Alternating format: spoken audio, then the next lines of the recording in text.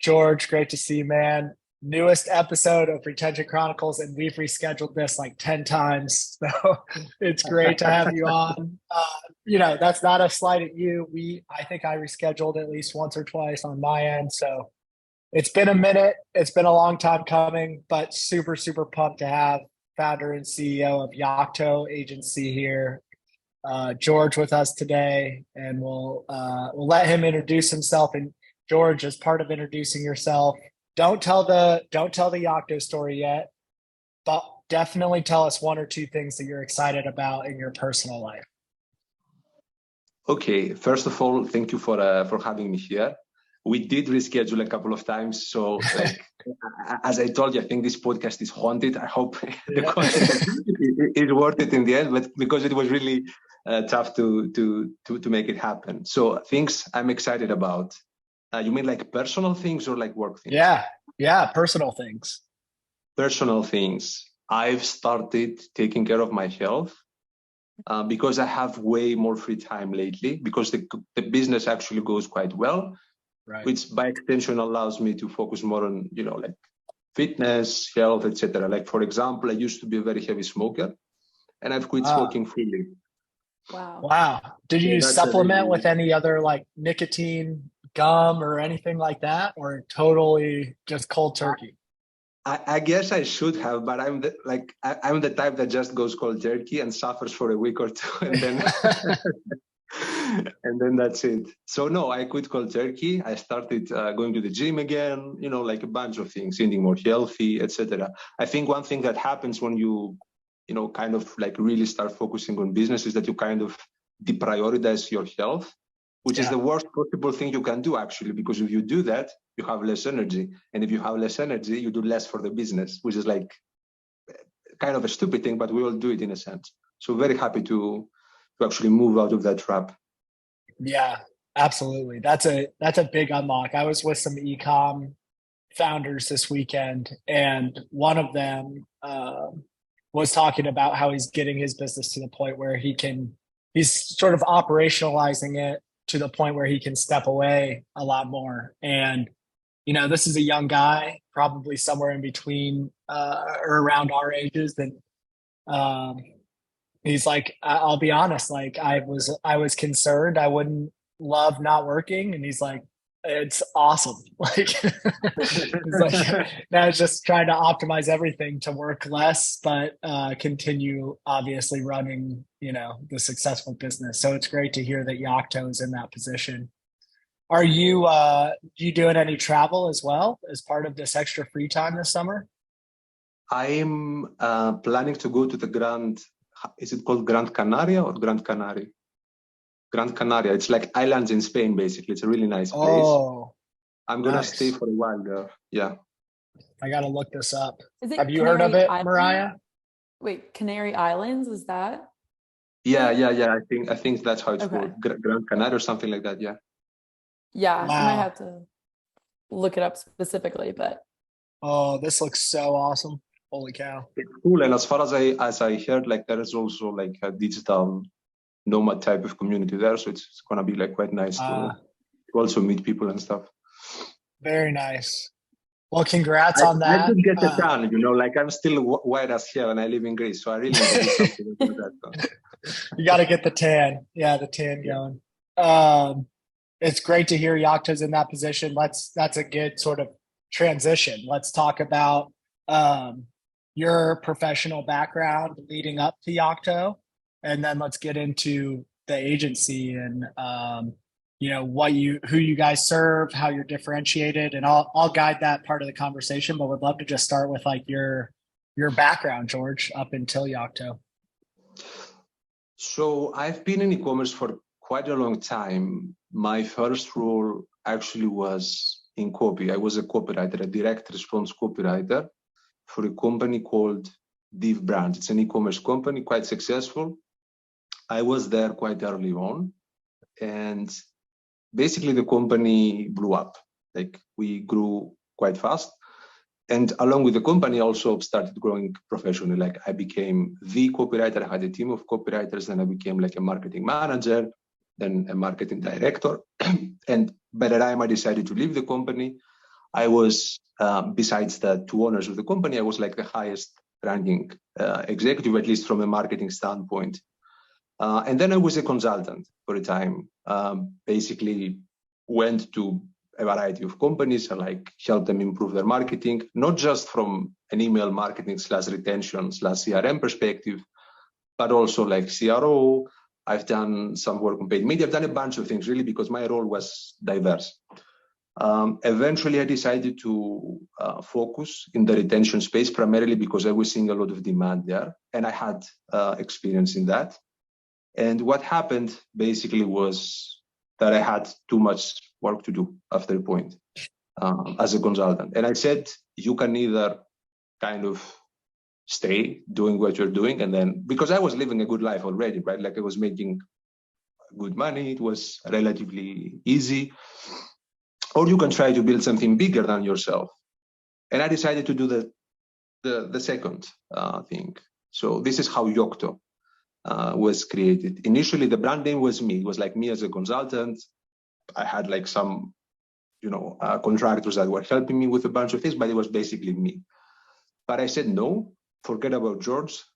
And also this is almost like a mindset change, because initially I wanted to be the expert.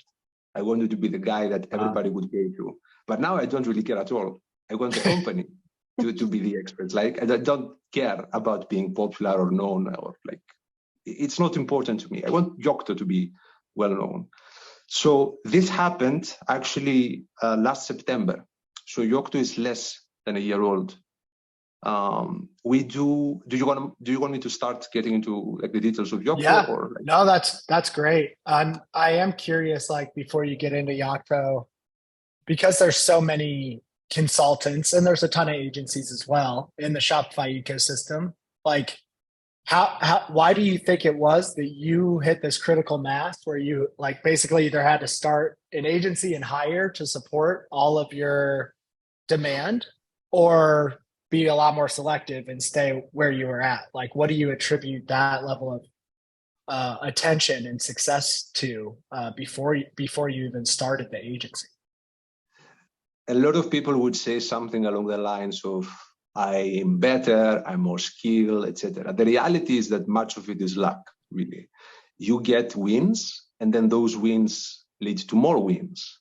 Like, for example, my initial success at the brands led to the first projects I had as a consultant. And then I guess lucked out again because I worked with a very big company called Kilo Health. Like they're above 200 million in annual revenue, and that led to more success, and it spirals out of control. And a big part of it is luck, because it's not that you're hardworking than everybody else. It's just that you are hardworking, you might be smart or capable, and also the circumstances are right. So I would say luck is a big factor.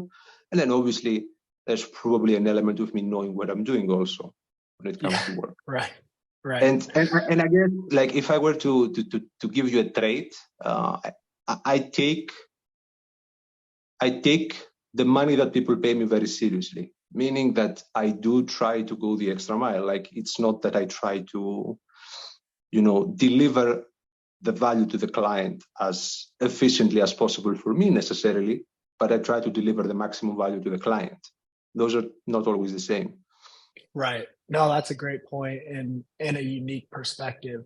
Why don't we get into YOCTO? And one of the questions that I like to ask, and you might have just already answered it, but not only who YOCTO serves, but again, because there are so many different options when it comes to agency support in the Shopify ecosystem, sort of what makes YOCTO as an agency, beyond just your personal traits, which I agree with, a unique offering to Shopify merchants. I would say there's probably a lot of agencies that do good work out there. I wouldn't say that we are the best necessarily, but what I will say is that we are for sure philosophically different, which makes us structurally different. And I'll tell you what I mean. When I say philosophically different, what I mean is that it's not really a once a week touch base type of thing.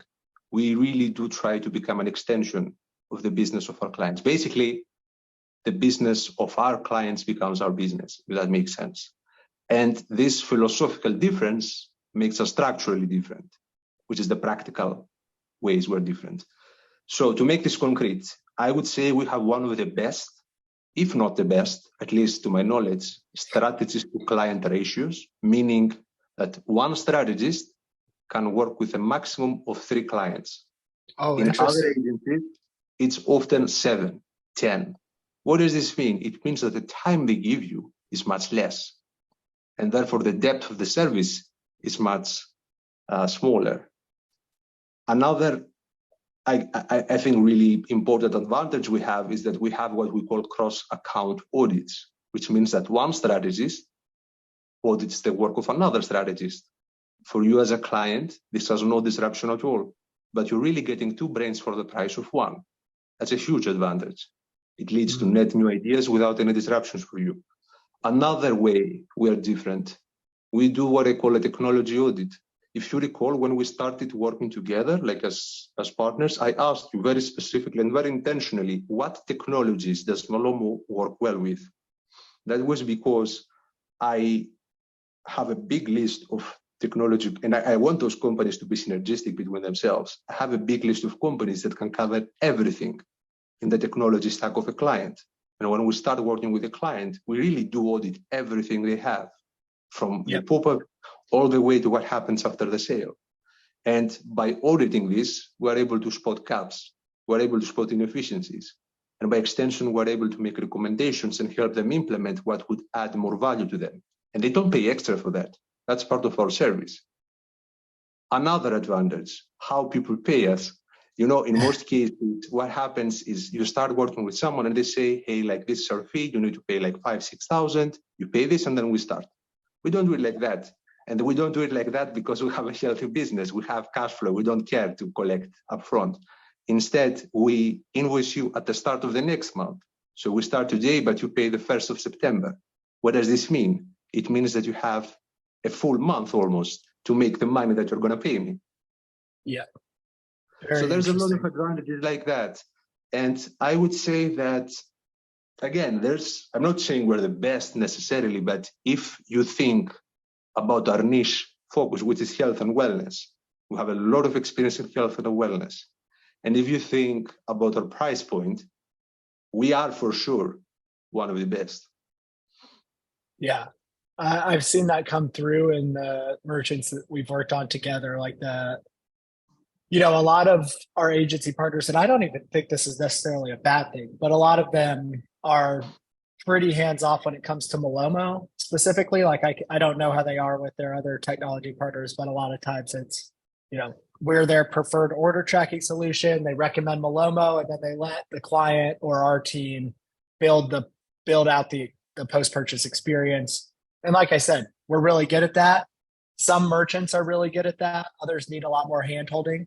But regardless, I think the added oversight that you've been able to provide your merchants that we've worked on together has led to some problem solution, identification and resolution. It's helped us be more efficient and learn from one another. And it's helped the merchant get value more quickly because you are so sort of intricately looking at everything they have going on. With that in mind, you mentioned earlier your focus on retention, and I want to make sure that our listeners are privy to exactly what services you're providing. So you're super hands-on, but it's probably not every single aspect of the business. Correct me if I'm wrong. So what areas of the business are you typically focusing on at this level of depth that YOCTO provides? We're managing email and SMS for most of our clients. Our biggest clients have a CRO component that's in addition to this, but we don't really offer this very frequently. Got it. CRO, as in landing page tests, optimization, that type of thing. Got it. Which actually works well with email and SMS because people don't really think about that. But what happens after you click on the email is important, right? So exactly. Yeah, I mean the obvious example for us is some merchants will come to us and say they already have their post-purchase flows, their order tracking flows in Klaviyo. And that is great, right? Like it's a good thing to do because you're able to brand those templates a lot more easily than you are in Shopify. You're able to even put some, as we all know, put some marketing content in the bottom and drive some marketing results as a result of that. But if you're still linking out to UPS or FedEx from that email, you've just basically wasted all of your time and effort, moving those emails over to Klaviyo because you're not recapturing any of that web traffic, and therefore you're not able to convert that web traffic into more sales during order tracking or subscription program signups during order tracking, or leveraging your UGC for brand affinity. So I think that is absolutely a great call out, that CRO and website optimization goes hand in hand with email and SMS. Would you add anything to that? I would just add that what you just said about bringing the transactional traffic back to the website is a major missed opportunity. I have to say this, like I was skeptical at first, because are people gonna really buy after they bought while they're right? But actually, they do actually, and they do it in great numbers.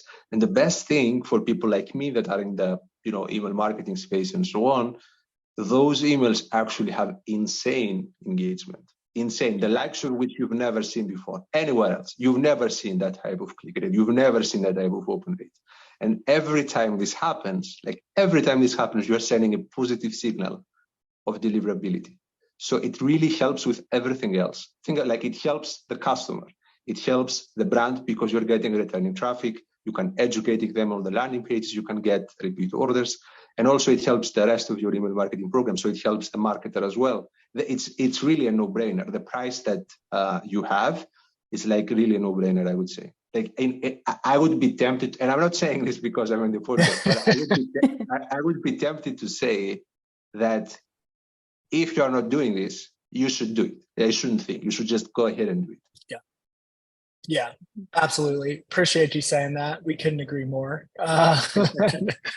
But yeah, it's funny that like it does feel like such a no-brainer for all Shopify merchants. I think that there's still a lot of education that needs to be done, to be honest, because of what you said, George. That most brands who haven't thought about optimizing order tracking either haven't thought about or don't believe the results that can be driven from it from a net new sales perspective. And I think for me personally, there's a lot of stats that we talk about a lot, like 15% of your order or your web traffic hits the order tracking page. Customers view their or track their order about 5 times on average per order. But the craziest stat that I've heard in my entire time at Malomo is that customers will buy more stuff while they have an order on the way to their house 3% of the time. So like, it doesn't sound like a crazy number at all. But for a lot of our merchants, it's high 6 figures, low 7 figures in annual revenue that they're doing just by providing upsell and cross-sell opportunities on that order tracking page on their own site. So I agree. I think that, I didn't believe that, but now I've seen it firsthand for a year and a half. Exactly. And it's a massive, massive opportunity. I think you need to see this to believe this, but what might be, I guess, easier for people to digest is the following. Like if you think about retention, what is retention? Retention is an outcome of the customer trying and liking the product, right? That's what it is. Having a good experience, let's say, and like achieving what they wanted to achieve with the product, that's how retention happens. And if you start the relationship with the customer on the right foot, which giving a good transactional experience is exactly what you're doing, then you're coloring everything else in a positive light. So I think the implications and the impact it has actually goes way beyond what you see on the actual emails being sent themselves. It probably creates positive associations that trickle down the lifetime, like for a long time. Because especially if you're buying something, like today I bought an Oura ring, I think Oura ring it's called. It's like an expensive, like, I don't know, 400 something, I don't recall how much, but it's kind of expensive. Now, if I received no notification or anything, right, I would be, what the hell, what happened? And I actually received an SMS that tells me like it's going to arrive there. I feel pretty much reassured that, okay, I didn't get scammed. Like I can rest easy, you know, that I spend my money in a good way. And that feeling has a lot of value, even if you can't really quantify it so easily. Right. Absolutely. Yeah, I think that's another challenge that we run into is especially if merchants push back on order tracking being a revenue channel, which we've proven at this point. Take that away and just think about driving 15% of your traffic to UPS and FedEx versus back to your site where at least you can provide a branded experience. Like to your point, you know, especially for those higher value merchants where you're buying expensive things or you're trying anything for the first time, there's a level of nervousness in that experience. And by providing a more tailored, personalized, and branded experience versus a generic experience that's confusing, which is what Shopify out of the box is for order tracking, you're absolutely creating positive brand affinity. So couldn't agree more with you there. And appreciate it's really not great because like people pay a lot for a design agency to make a nice branded website, and then they're sending the notifications that look like garbage. So right. it's like silly to do that. But anyway, exactly. I think we made our case. Like if it is doesn't work, right. I don't know what else. Yeah, we could talk about this for hours. Okay, I want to get to like a recent project you've worked on that you're proud of. You don't have to say the client name or any sort of specific results, but if you can share name and or results, that's great. But first, email and SMS is an interesting space right now in terms of vendors. I know that you work closely with Klaviyo on the email side. Are you leveraging them on the SMS side, or are you using another? And what are your thoughts about consolidating platforms around email and SMS? It's a really good question. I'm very well connected with Klaviyo. Like they know me in my first name, like in the London offices at least. However, for me, the priority is always the merchant, which means that if a merchant, and this happened recently actually, if a merchant is well entrenched on a platform like Attentive, right, and they have basically no real reason to migrate from Attentive at this moment in time, I'm not going to force them to move to Klaviyo. I prefer Klaviyo. Attentive guys, if you're hearing this, I'm sorry, but I prefer Klaviyo. But I'm still going to work with Attentive. I'm still going to work with like SendLane or like whatever platform it is. I think generally speaking, consolidation is a great thing. If nothing else, because it makes the workflows of the teams that are working in the program easier. It's easier to have one place wherein everything lives than have to like piece things together from 3 different platforms. It's just easier. That's one thing. The second thing is that it allows you to do things that are more effective. Meaning, if I have in my Klaviyo, let's say, the review data, like if someone said, I appreciate this trait of that product. If I have this data stored on the profile level, then I can use that to create an automation or like a campaign. It allows you to do more things to have everything in one place rather than having it, let's say, in YOCTO or like another platform that would not be connected to my email profile. So I do believe in it, yes. But fundamentally, I would say we're not married to Klaviyo, and we would always prioritize what is best for the merchant. Awesome. I'm always interested to get leading agencies' perspective on that, because I think there are pros and cons to both. We work agnostically across Klaviyo, Attentive, and PostScript, and we've seen a lot of clients have success on all those platforms. So we're agnostic in that regard, but always love to get your perspective. Okay, let's move on. I will say one thing about this that I think is important. It's very common that we use technology as a crutch almost. Like we say, oh, we should move to this tool because it has that feature or that feature. But the reality of the situation is that all of the leading platforms, they have so many features. They're so robust that it's very unlikely you're maximizing them in the first place. And if you're changing from one platform to another, all you're really doing is like trying to find a crutch, basically. And if the pilot of the platform remains the same, it's doubtful that it will lead to better results. And like this is especially true, I would say, for enterprise platforms, like let's say bigger than Klaviyo, because then things really become complicated. But why do you need this complexity? Do you really need this complexity? It's not an obvious answer. Right. Yeah, that's a great point. I mean, there's a ton of, I would imagine there's a lot of switching costs, right? Whether it's, even if it's just the amount of time, it's a pretty heavy amount of time. Any sort of ESP migration is a big lift. Exactly. So yeah, that's a great call out. I know, trust me. Sadly, I know about. Yeah, you've done that, right? Yeah. Yeah. Done that a few times, felt that pain. Okay, tell us about a recent client project that you're particularly excited about. Again, you don't have to say the client name if you can't. I can. I don't mind. Yeah, I can. Yeah, let's do it. I'm really excited about. It's a fantastic brand. It's called Mayovi. It's in the UK. The founder is one of the smartest people I know. Like he worked on Google. He's a doctor. Like he's a very bright guy, and it's not necessarily that I'm proud of the results we have for them. The results are great. We have a case study on the website, YOCTO.agency. Like everyone can take a look. The results are great. But what I really like is that, and it speaks to what I was saying earlier, right? Like we help them actually define the new products they would develop for their brand. We did a lot of surveys. We discovered a lot of pain points of their audience. And now the brand is developing products to address those pain points. So what I like is that it feels like we have an actual impact on the business. It's not that we have like great open rates, great click rates and stuff like which is nice. It's always nice. It's always nice to see the dashboard on Klaviyo go up, right? But that's not the full business. That's your channel.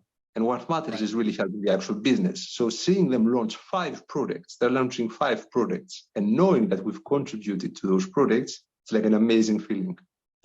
Absolutely. That's awesome. I think that might be one of the more unique things that we've heard and again, nothing wrong with, talking about your area of expertise and what you've been able to drive results wise there. But I love how you tied that back to the broader business goals. Like when you say you surveyed a bunch of people to figure out what these new products would be, those were through your email and SMS campaigns, I imagine, or different channels? Correct. Yeah. And did they specifically, hire you all to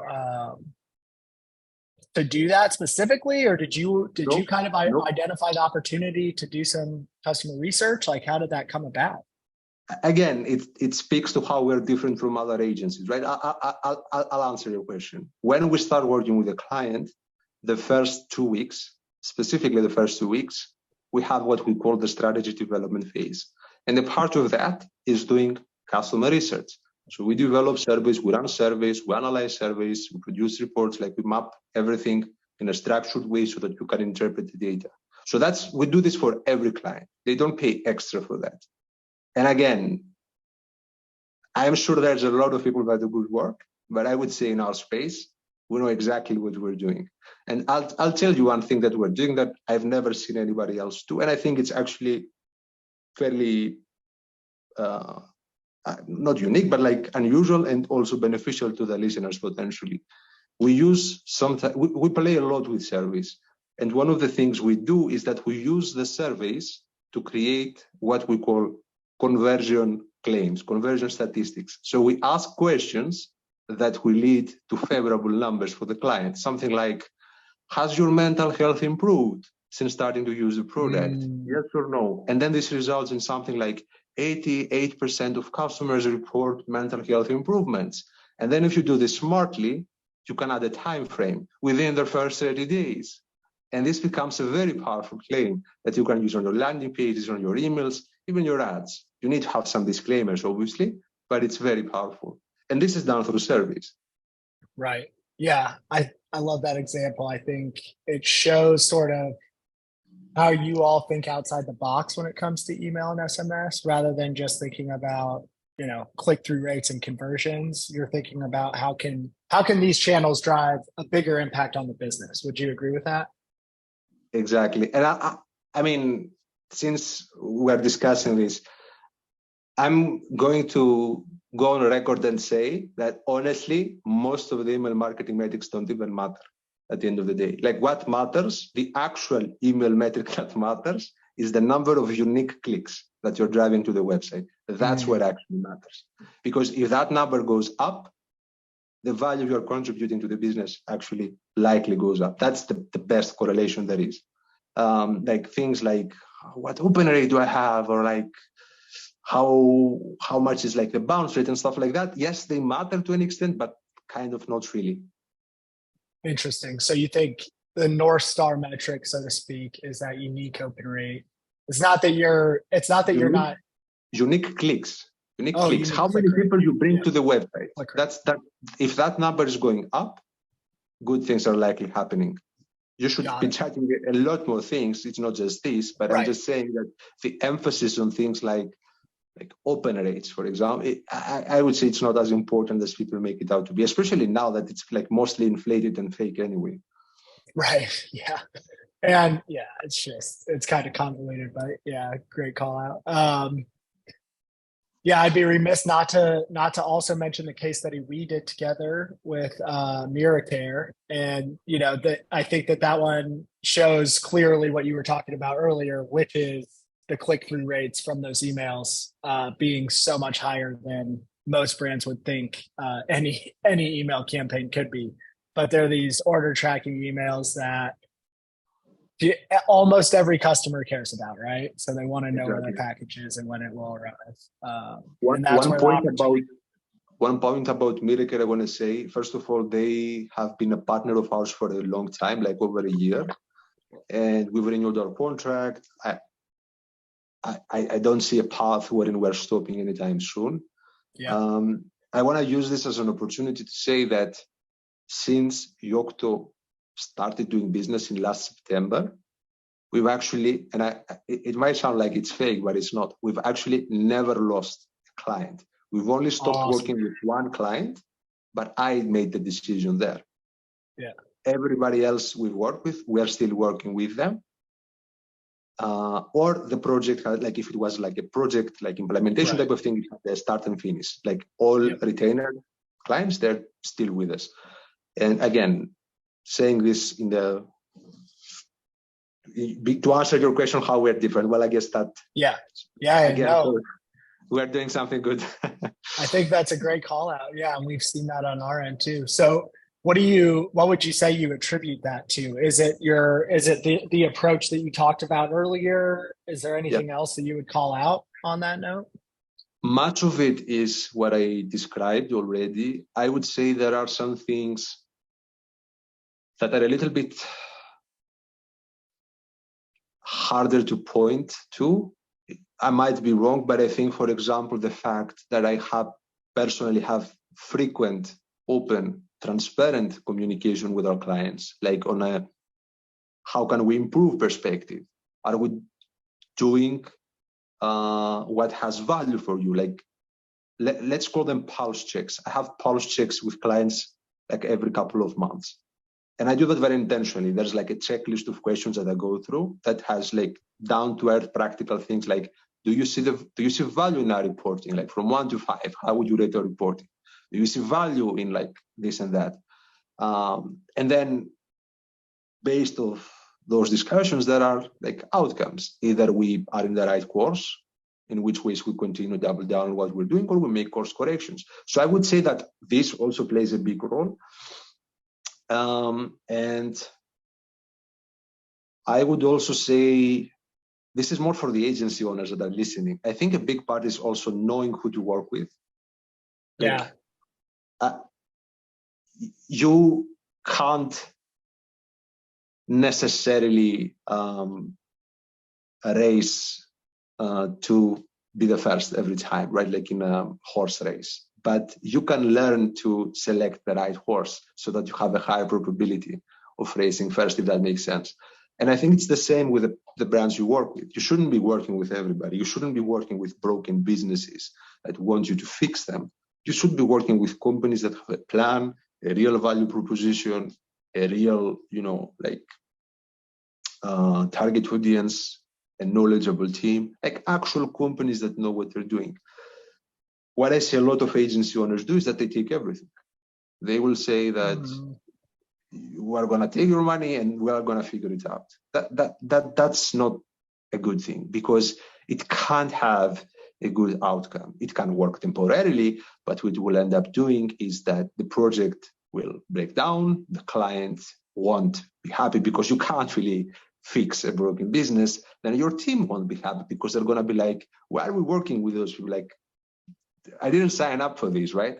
And this has like chain effects that affect everything, and it basically affects your reputation also, and it does a bunch of things. So I would say that this is another thing. We've been selective of who we are working with, and we've been lucky also of who we are working with, both in our clients and in our tech partners. I want to say this. This is a call out for people like you. You've been incredible in how responsive you are. I'm a difficult person to work with sometimes, but like you've been incredible. No, man. First of all, thank you for saying that. I don't think you're difficult at all. But a couple of things that I've noticed, to return some compliments, but they're very real. One, I've noticed your selectivity around merchants that you work with. I know there have been a couple that we've talked about that you've ultimately passed on working with, which you don't hear a lot, especially early on, right? Like, I think to your point, a lot of agencies will take on a merchant and then maybe fire them a month or two in, but you do a lot more diligence on the front end to make sure that it's a good fit from the jump. And if they're not, I think you're a little bit more happy to say, let me point you in a different direction, right? And then on the partner side, same thing. You're pretty selective on that too. And again, there's nothing wrong with this, but a lot of agencies have 15, 20, some even have more, tech partners. And there's nothing wrong with that, but you've been really selective. And I know that when we started working together, I think you were just trying to work with Malomo and Klaviyo for a quarter or so, just to see how we can really, go really deep rather than wide for you in your first sort of foray into building tech partnerships. So definitely two unique approaches there for you and the YOCTO team, I think, that I've seen. And if I were to give some advice, perhaps to people that are listening, I would say that they should probably do the same thing. Like, if you want to, and I'm not an expert by any means in tech partnerships. You are way more knowledgeable than me in this, but I would say that probably you guys are having enough calls with people that are kind of wasting your time. Hey, like, we want to partner, but like without really having a plan, without really having any lead, like, just to talk, basically, right? So if you do this times 30, what is the outcome? If you multiply 30 by 0, it's still 0. So there's no point in that. I would say that it's much more sensible to find companies. We picked Malomo, we picked Klaviyo, but it can be any other company. Find companies that you really believe in, and then really try to do something with them. Like in the first month, the first 2 months max, have a joint client, have a case study. That's what builds momentum. And momentum builds more momentum, actually. So that's like, I would highly suggest to avoid going for the 30 tech partners, because it's not going to work unless you have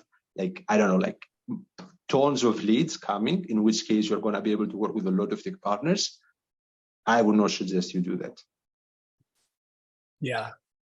I think it's good advice, especially for folks like you who are a little bit newer, like you're establishing these tech partners as the foundation for what you'll eventually build on. It's really hard to do that if you sign up 10 tech partners right away. I actually just gave that advice to an agency I talked to that's just getting started, and they had like 15 apps that they asked me about. And I was like, all of those are great apps, but you're building a business while trying to partner with 15 different other companies. It's like, it's going to be impossible to build really good, solid, deep partnerships with any of them if you stretch yourself that thin. And one small point here, I would say that people should look for two traits when they're looking for partners. They should look for either companies that kind of, dominate the market, like Klaviyo. Klaviyo is a good company to partner with because they've penetrated the market. So if you work with Klaviyo, you can work with a lot of people. That's a good trait to have. The second thing is a team that's flexible and cares. So if you should go either with the really big ones or I guess like the more small ones, because then you're going to get more support. You're going to have a more personal relationship. Like I'm talking to Noah. I'm not talking to the secretary of the secretary of the secretary of and that's a really big thing. Yeah, I agree. I think it's awesome for me too, because I get to have those conversations, but having 3 secretaries would also be pretty cool one day.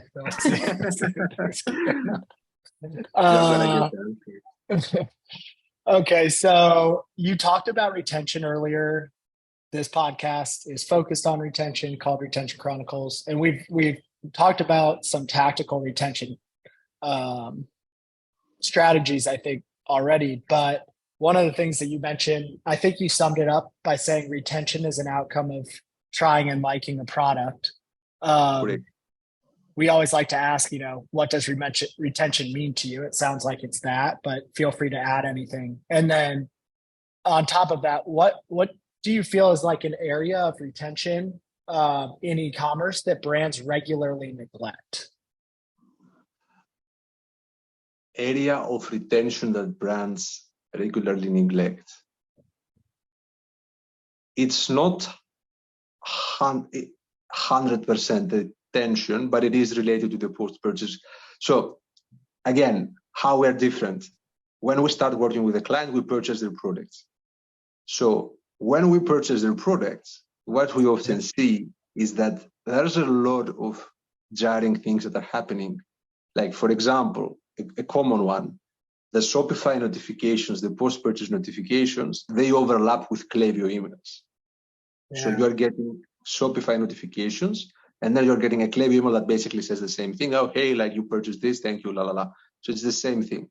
Or there's like inconsistencies in like the branding. So the Shopify ones have a different from name than like the Klaviyo ones.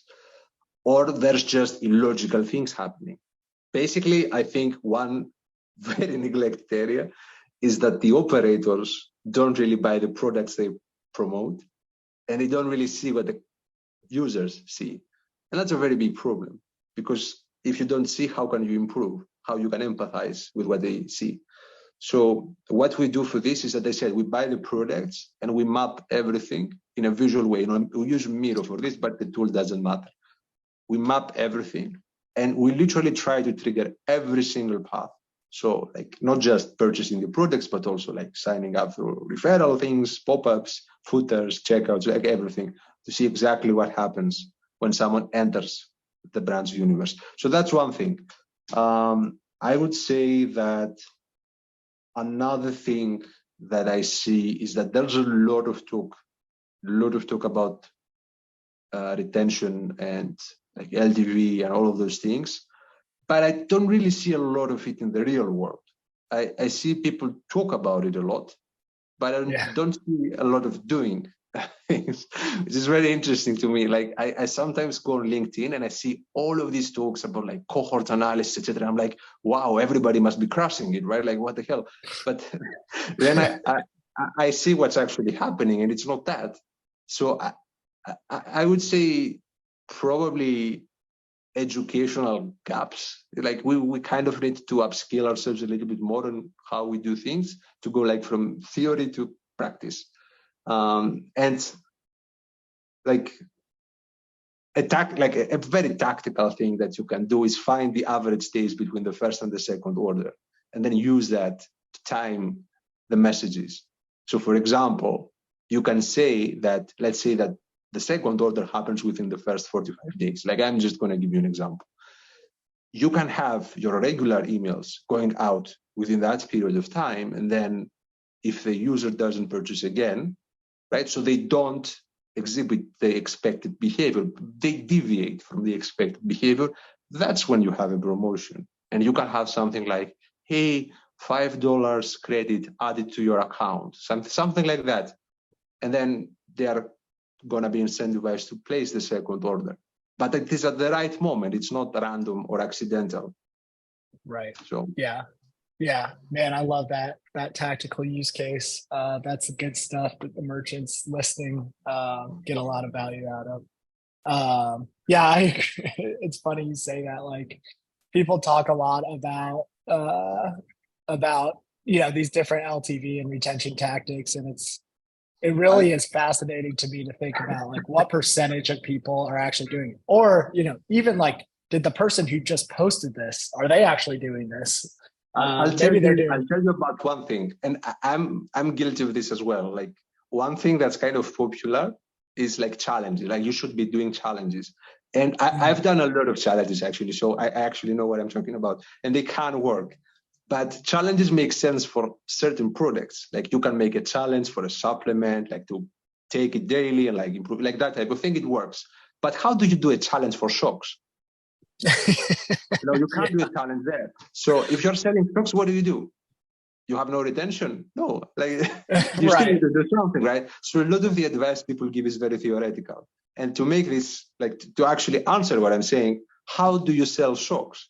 You don't really need to incentivize users to wear the socks. They're going to wear the socks. What you need to do from a brand perspective is capture a portion of the mental availability they have. So you need to be basically in front of their faces. What does this mean? It needs to be you need to have enough excuses to be sending them enough emails frequently. Like, that's what you need to do. What does this mean? It means you need to producing content, have nice collaborations with like influencers or whatever, so that you have excuses to send content. That's how you would approach the retention there. It's not through a challenge.